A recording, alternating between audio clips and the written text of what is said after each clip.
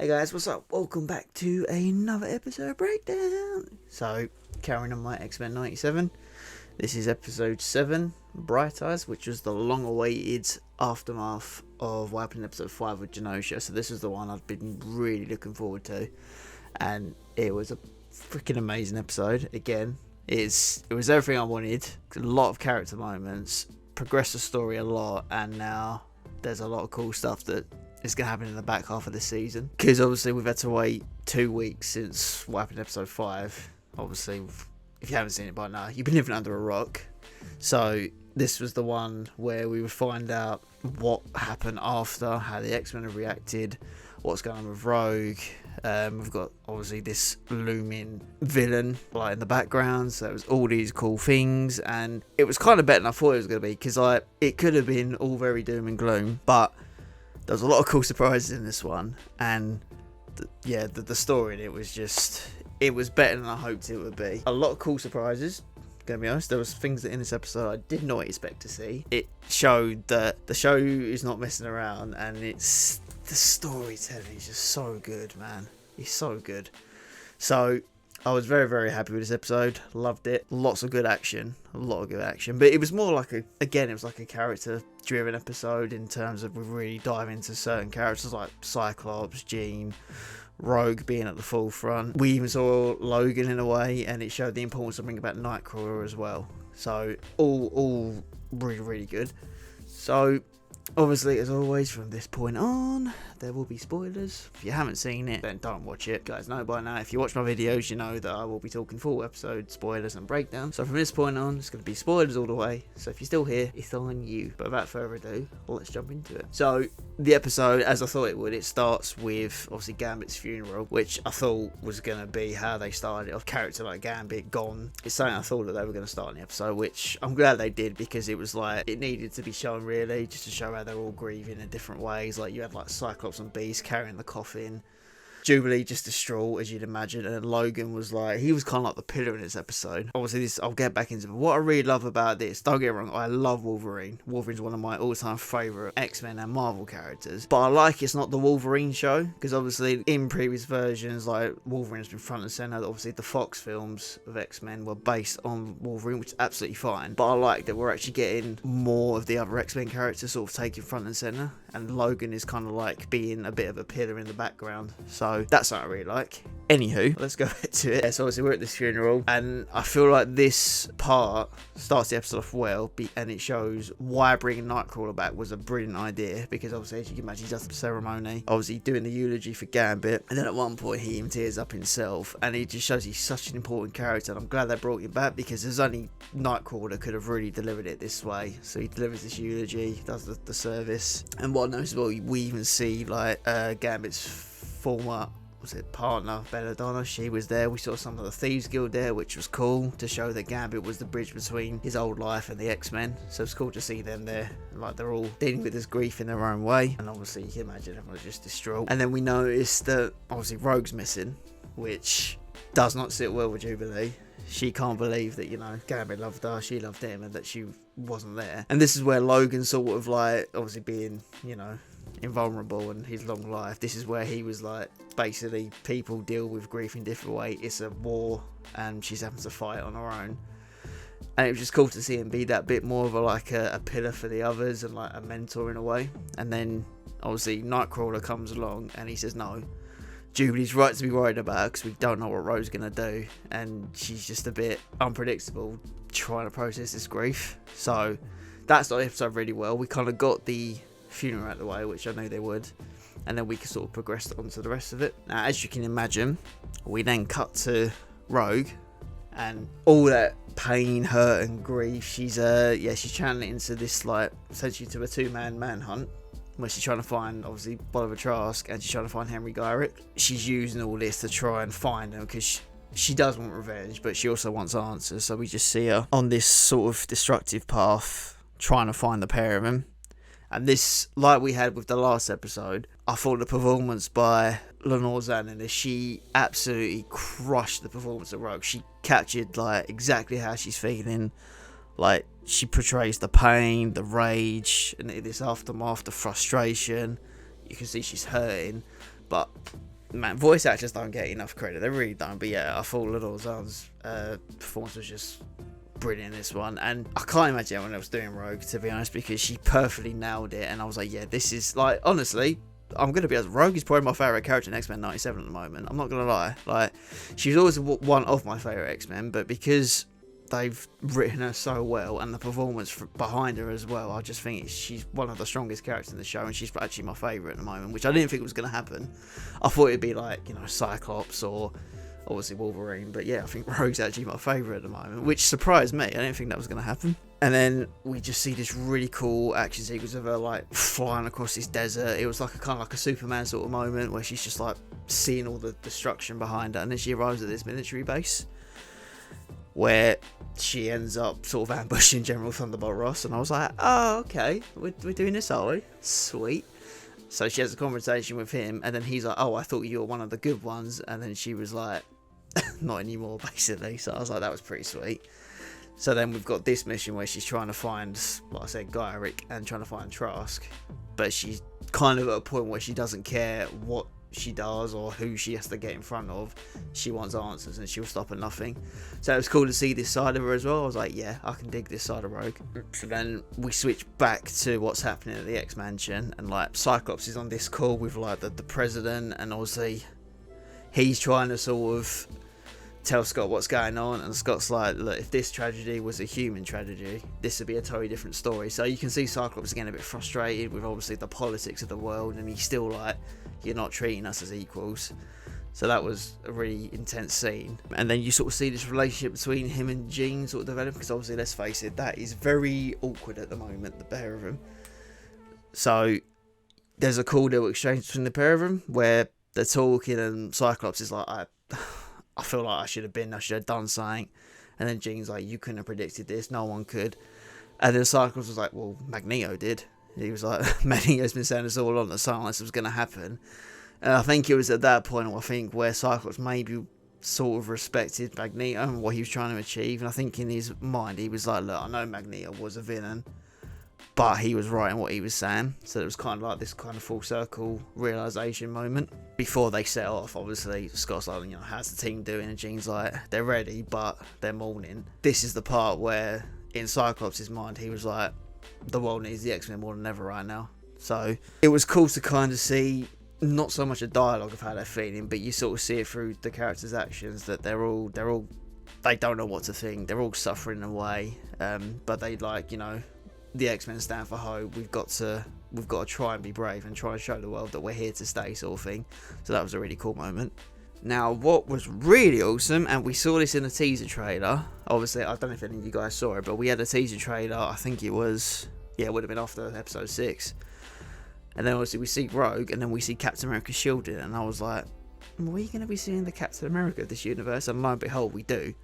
Rogue in some, like, snowy location, I think it was like a base or something, and then she gets stopped by Captain America's shield, and I went, well, you better have a throwdown with Rogue and Captain America. So I'm all for that. I'm 100% all for that. So she's trying to find Henry Gyrick, and it sounds like Cap is as well, and they kind of have this not awkward, but there's like this sort of tension between them, and it's like, we know Rogue's kind of on a bit of a don't give a crap attitude right now, and Cap's trying to sort of reason them and tell, like, you need to calm down, there's a way to do this sort of thing. And I think what was really awesome about having Captain America in this, it kind of shows that they're trying to build this expanded like universe, if you like, and they're not just stuck to X-Men, because obviously we know back in the 90s you had the X-Men cartoon, you had the Spider-Man one, and then they brought in like Fantastic Four, Iron Man, Captain America. So I was like, it's cool that we're getting this, because it means that it's not just based on the X-Men universe.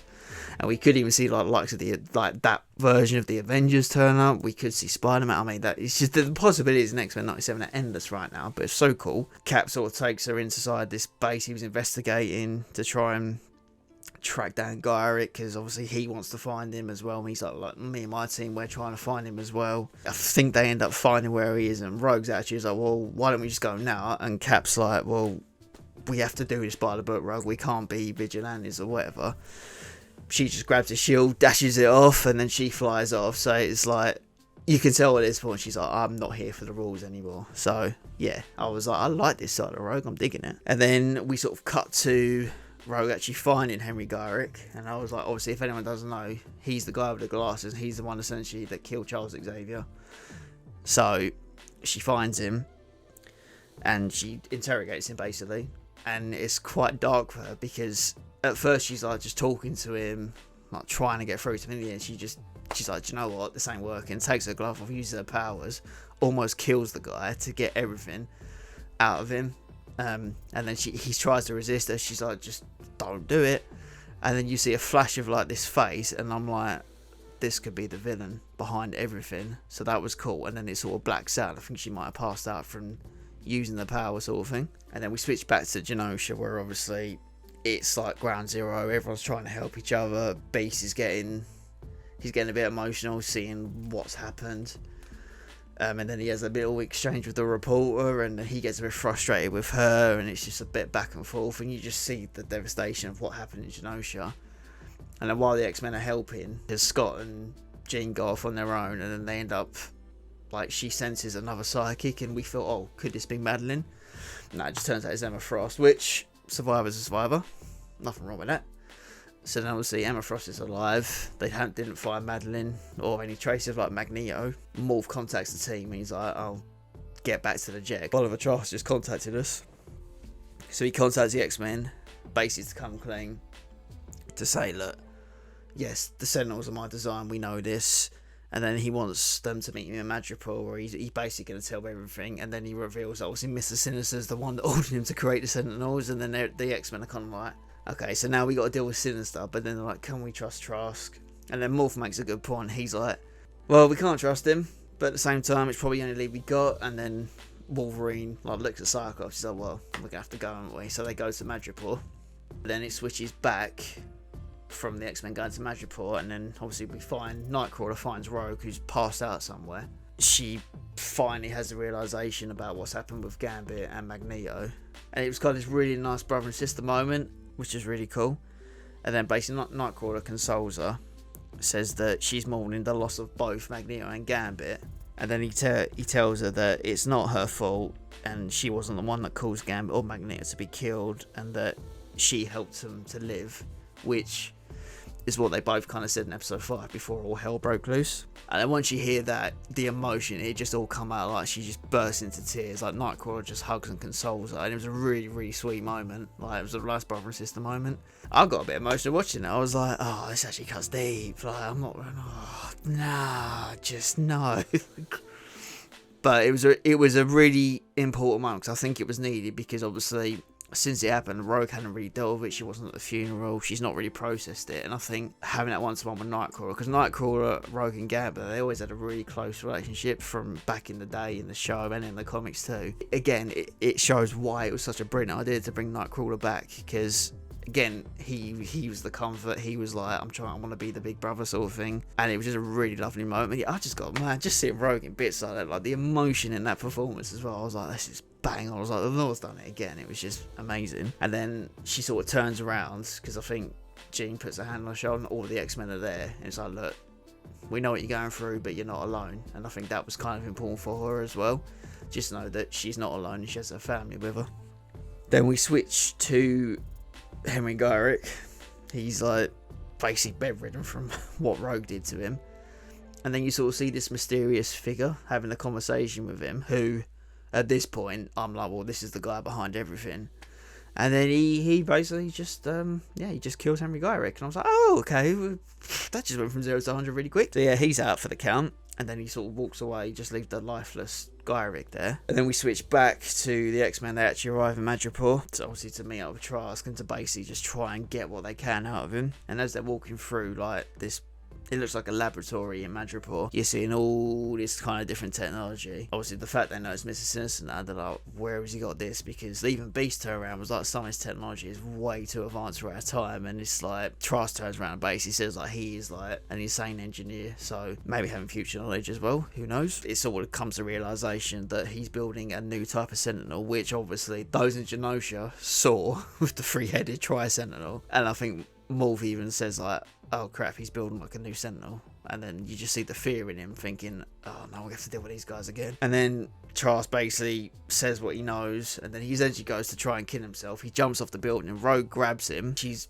basically trying to pry for more information. She tries to get more out of him. And he says that he has nothing more he can say, to which she replies with same sugar, and then she drops him and essentially and kills Trask. And it just really shows at this point she's gone quite dark, and it was quite a shock because I was like, oh, she's not gonna do it. And I was like, no, she went there, she did it.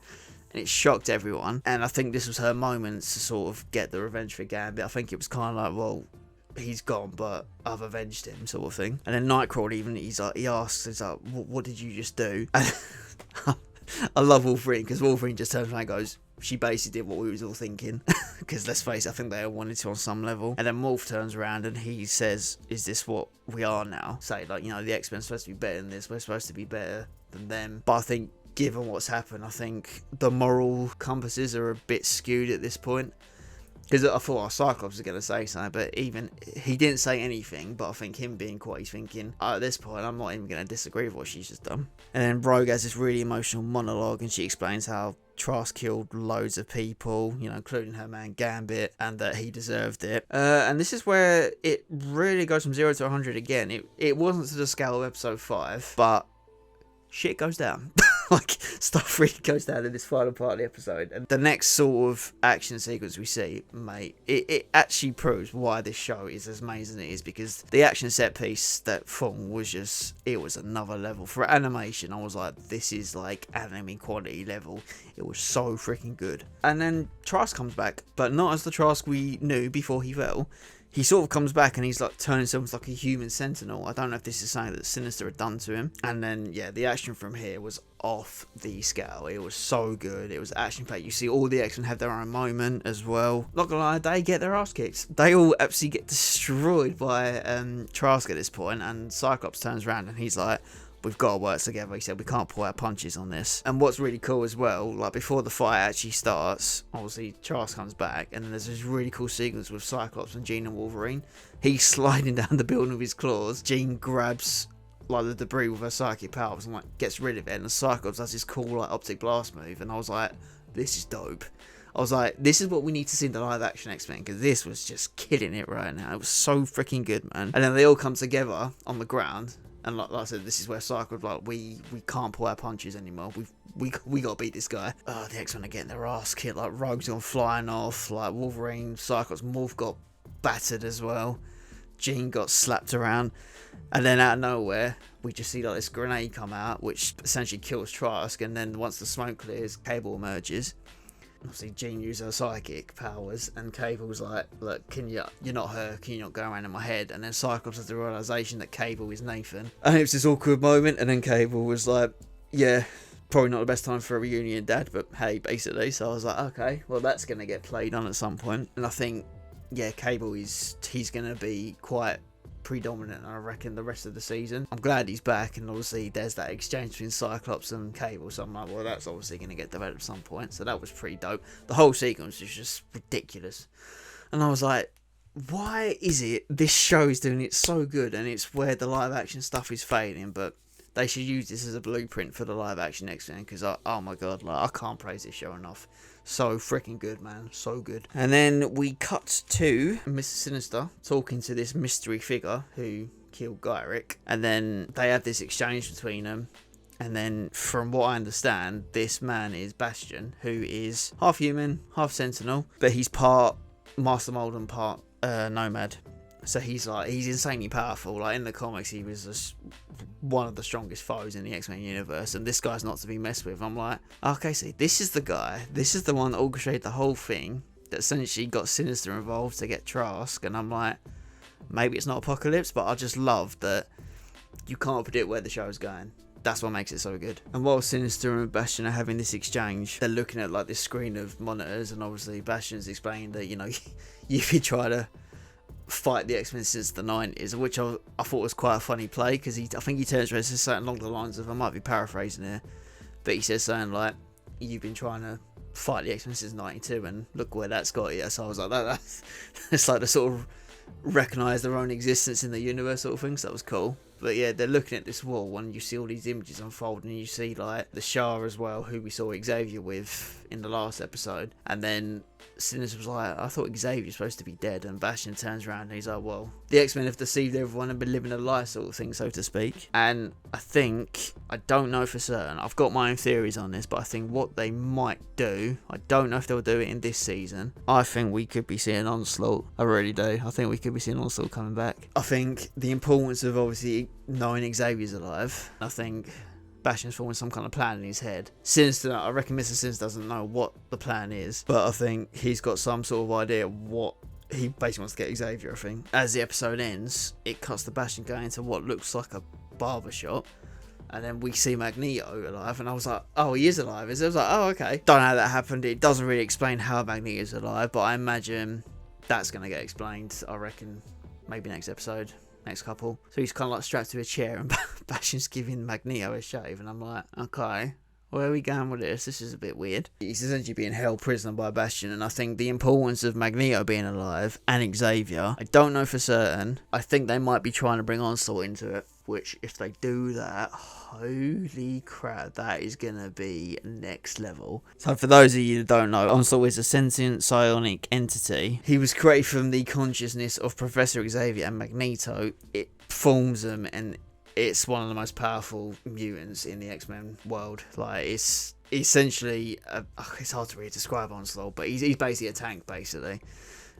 He's like got Magneto's looking armor, but it's got the powers and consciousness of both Xavier and Magneto, which separately they're two of the top strongest mutants ever, but when you combine them together, it's like this could be a problem.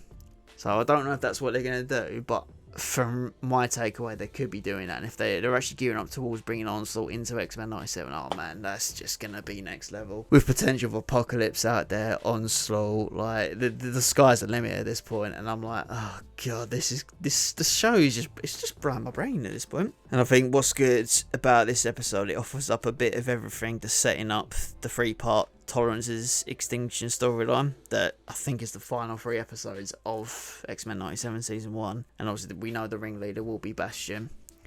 So there was a lot to dissect in this episode, but yeah, I was really impressed with this one. So yeah, there was a lot to unpack in this episode. It was just, there was so many surprises in it, to be honest. Like, just the fact of, like, you know, seeing Captain America come into it, obviously what Rogue was doing. There's things that shocked me in the episodes. There was some really heartfelt moments as well. Really, really good character development as well, and just really getting in to see how they're all dealing with this massive blow with Magneto and Gambit gone. I thought Wolverine was brilliant this episode, like just being sort of like the mentor and just trying to be there for the younger mutants like Jubilee. Nightcrawler's importance cannot be disavowed at this point, because him coming back, not for just for the service, but obviously being there to comfort Rogue and stuff. And then Nightcrawler was always one of those characters that had a very strong moral compass, and I think he was a bit shocked what Rogue had done. But I make it right though. I mean, if you was in her shoes, would we do any different? Probably actually not. That sequence of Trask as the Human Sentinel, like, he absolutely smacked the X-Men down. Obviously, King Cable come back. It's setting up all this stuff. Bastion and Sinister together with the idea we could get Onslaught with both Xavier and Magneto alive. I'm like, that kind of makes this a bit more plausible now, maybe. I mean, this is not confirmed. This is just me, like, sort of crazy fan theory at this point, speculating. But there's potential for Apocalypse to turn up. I don't know if it'll be in this season, but he could be coming back. So much, man. There's just so much to be excited about this show, and obviously we're over the halfway point now, so I think the next few are going to be gearing up towards these final episodes, and sky's the limit at this point. Who knows what's going to happen? But overall, I really love this episode. Like, it wasn't as action-packed as obviously Remember It, episode 5, but I think this is probably my second favourite episode, purely because I thought the performance by Lenore Zan in this, it was just top level. Like, she really captured Rogue's like pain and everything. Like, it's from a character study episode, it was probably one of, yeah, like I said, second favourite. But in terms of character study and the emotional development, I think it's probably up there. Those 2 episodes are just, episode 5 being my favourite so far, and then episode 7 there, just because it's the episode I've been waiting for, with the aftermath, just seeing how they're all feeling. It's developed the story in a great way. Obviously there wasn't much action, but when the action comes, oh boy, does it come. It's just like, from start to finish, I'm like, oh shit, they're not wasting any time. But it's putting all these pieces in motion, which is gearing up towards the final part of the season. We're going to be in for a lot more surprises. Like, there was stuff that in this one, I just, like I said in the earlier part of the video, I just didn't expect some of it. And X-Men 97, it's just ticking all the box. I can't praise this show enough. It is really ticking all the boxes. I love everything about it, from, you know, the action, the story, the character development, the performances, like just this universe they're building. And yeah, I highly recommend this show. Like, I just love it. Like, I loved it back in the day, but they've brought it back. It's not losing any traction. They've really built in something special with this, and this is how the live action stuff should be. Like, don't get it wrong, there has been some really great stuff in live action, but it's been very hit and miss since Endgame. There's been the odd sort of like gem, but then there's been a lot of stuff where I'm like, because I used to watch all the MCU stuff religiously, but I've been at a bit of a point where the quality's been lacking, and I'm like, but X-Men 97 is restored my faith. I know it's not part of the MCU technically, but it has restored my faith a little bit in them. And obviously we've got Deadpool and Wolverine that's come in, so I think these two at the moment are the things that are keeping me engaged in Marvel. But yeah, that's just my review and breakdown for X-Men 97 episode 7, Bright Eyes. I've rounded on way too long for this video, so probably no one's going to watch it. That's fine. I love doing these breakdowns anyway. That'll be it for this one, guys, and obviously episode 8's coming, so I'll be doing that one next week. That is the video. That's the whole breakdown done. I hope you guys enjoyed it. If you did, drop a comment down below. Let me know what you thought of it. What part stood out for you? What you liked the most? Was there stuff you wish was in it that wasn't? Let me know. We can have a chat in the comments. But yeah, that's it for this one. Thanks for watching, guys. And don't forget to like and subscribe down below. And stay tuned for more videos. Hit the notification bell, because YouTube's a bit weird at the moment. And yeah, I guess I'll see you guys on the next review for X-Men 97, which will be episode 8. So we are almost getting towards the end of the season. Yeah, that's it for me, guys, in this one. Thanks for watching as always, and yeah, I guess I'll catch you on the next video. So in the meantime, I'll see you all later, and peace out.